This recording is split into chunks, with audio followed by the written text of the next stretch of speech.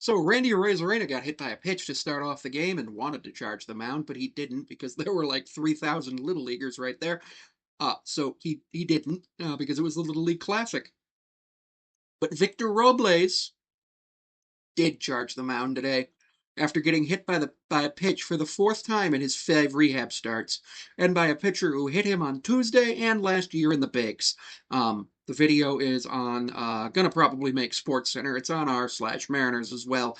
Mariners fall 7-3 to the Mariners. They were threatening with Julio and Cal on first and third with 2 outs with Josh Naylor, who was 0 for 4 up to bat, and we thought that maybe Josh Naylor, followed by Eugenio Suarez, might get another run in and then potentially bring in 2 to 3 more with Gino, but it didn't happen as Naylor grounded out to short.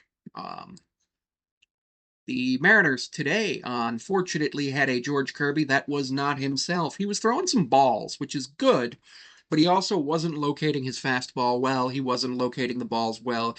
He gave up 12 hits in 4 and 2/3 innings, 7 runs, all of them earned. Walked 3, so 15 base runners from Kirby while only striking out 2.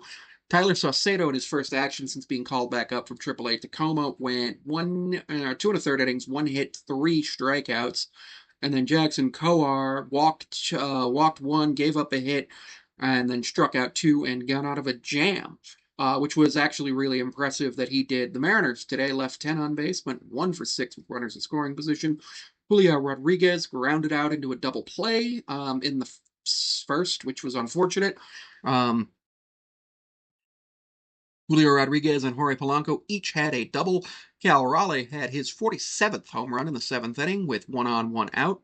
Randy Arozarena, Dom Canzone, J.P. Crawford, and Jorge Polanco each had 3 bases. Cal had 5, and Julio had 3. Suarez had a base. Polanco had his 54th run batted in, and Cal had his 102nd with the 2 runs batted in today. Overall, Randy went 1 for 4 with a hit by pitch with 2 strikeouts. Cal went 2 for 5 with a strikeout, a run, and 2 ribbies, and he was representing a run that would have brought the Mariners to within 3 on third base before Naylor grounded out. Julio 2 for 5 with a run scored and a strikeout. He played really well. Josh Naylor went 0 for 5 and played horrible. Eugenio Suarez went 1 for 4 with 2 strikeouts. Played pretty well. Unfortunately, he didn't have a chance to come up in the top of the ninth. Polanco 2 for 4 with a ribby was pretty awesome. Struck out once. Dom Canzone went 1 for 2 with 2 walks. Got on base 3 times. J.P. Crawford, 1 hit, 1 walk, and 4 plate appearances. Cole Young, unfortunately, he went 0 for 4 today. Young player, new baseball stadium, things happen. It's just one of those things that happened.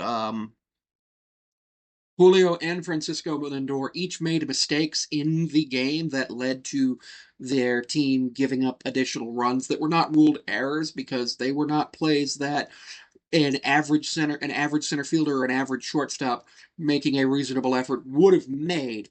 But they were both plays that players of the Gold Glove caliber that we know Lindor and we believe Julio is would normally make.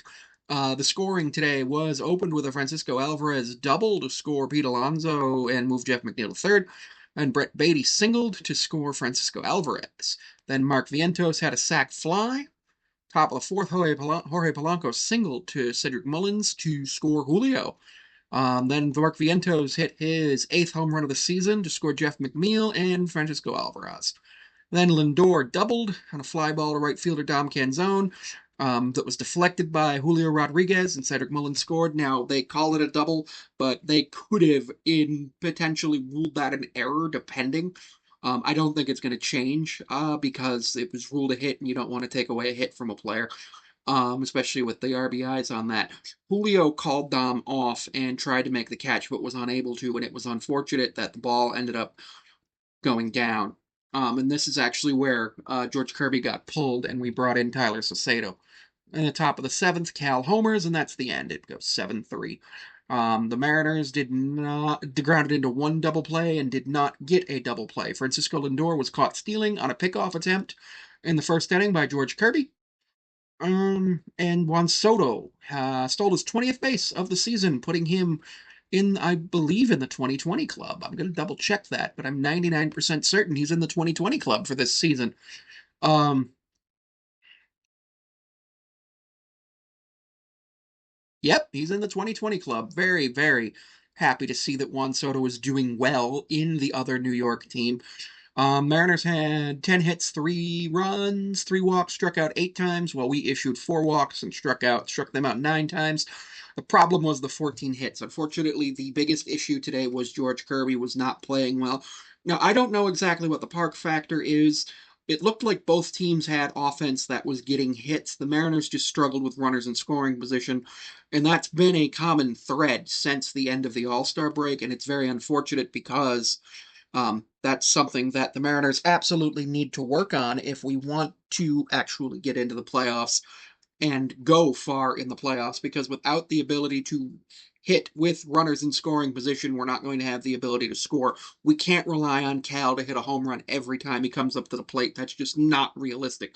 We can't rely on Julio to try to hit a home run every time he comes up to the plate. Doing things like that is what led to this team leading the league in strikeouts the last couple of seasons. Is because they were swinging for the fences. It was just hit a home run or strike out. I liken it to the checkers or wreckers philosophy in auto racing. It doesn't work. It doesn't work. Francisco Alvarez, unfortunately, while he was getting hustling out a double, slid in without the oven mitt, and unfortunately, he jammed his finger, and he did have to be replaced in the game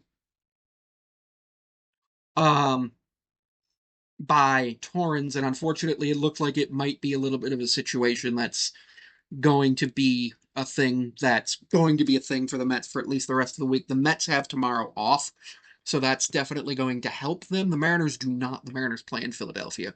I am not too displeased with the overall production of the offense of getting the hits and getting the runners on base. The problem is the runners in scoring position, the timely hitting, the using small ball, and the over reliance on the home run.